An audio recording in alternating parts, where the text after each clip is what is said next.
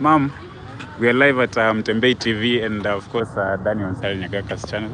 And maybe we want to know what exactly is happening here from your side and what can you tell us since you came here? What is happening is an illegality. Police should never search and break into people's home without warrant, unless if it's something that endangers the public. There is nothing that they're asking from Mr. Wanjigi, and we have asked them to leave on behalf of the family. They have left the main house, but they are still here outside his gate in such numbers. The family cannot feel secure. They were terrorized the whole night. They have not slept. They can't even nap. We're asking the police to leave. And if they refuse to leave, we have advised the family to instead then leave and leave this house to the state for the time being. Yes. We saw yesterday they said that there were evidence that were collected from the car. And of course, they left last night saying that they don't have any evidence. And today in the morning, they've come again, but they found new evidence. What can you say about it? The evidence that they planted at night. They entered the house at between 4 and 5 a.m. When everybody was sleeping. Disconnected the electricity so that the CCTV could not work. Disabled the internet so that there can be no communication. So if they claim they found anything which they had not found in their earlier search, hiyo ni wao wamekuja nayo.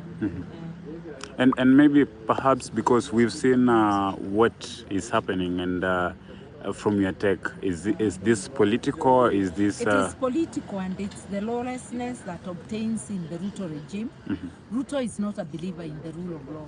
Ruto opposed the constitution, but I'm reminding him he's sworn by the same constitution. He's obliged to follow it, and he should not get police to become criminals, to vandalize people's homes, and to deny Kenyans their rights. And I'm saying even yesterday, we saw them descending upon peaceful people in the town who are either demonstrating or carrying on their business, beating them up, throwing them in their vehicles as though they were goods, and stepping on them. This harassment must stop. This intimidation is a campaign of intimidation to take away people's voices so that people may stop complaining about the unconstitutionalities in the Ruto administration. We've had so many abductions the past 4 days, and young people in the country are saying that the government is playing against them. What can you say? Because I know you have experience in this kind of game that is being played. What can you say about it? It's a campaign of intimidation, abductions, murder, injuries, and even harassment of people in their homes, like Mr. Wanjigi, arbitrary arrests. All these are tactics of a dictator. But I'm telling William Ruto, Bashir of Sudan had one of the largest and renowned armies. He still fell.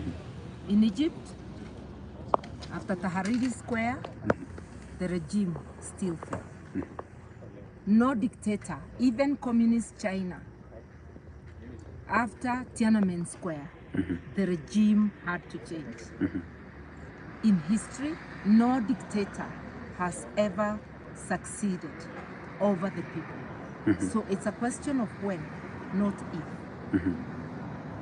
The best thing he can do for himself is to obey the constitution and the law and to heed the people's demands. Yes, yesterday, Honorable Jimmy Wanjigi, maybe the last question. Yesterday, the Honorable Jimmy Wanjigi went out to support agencies, and he openly said that he's supporting whatever they are doing. Maybe from your take, what are you supporting whatever they've been doing, and what do you think should be the end game? I've already been on record, and I was on Citizen TV, and I said so. And I went to Mudibengu yesterday. I was out there, and police were more than the people. They were denying people entry to town. They were in every corner, and any place they saw more than 10 people, they were lobbing tear gas. They actually lobbed tear gas where I was standing. Yeah. So these are all intimidation tactics to prevent people from exercising their rights. and nobody is going to stop. This intimidation will not work. So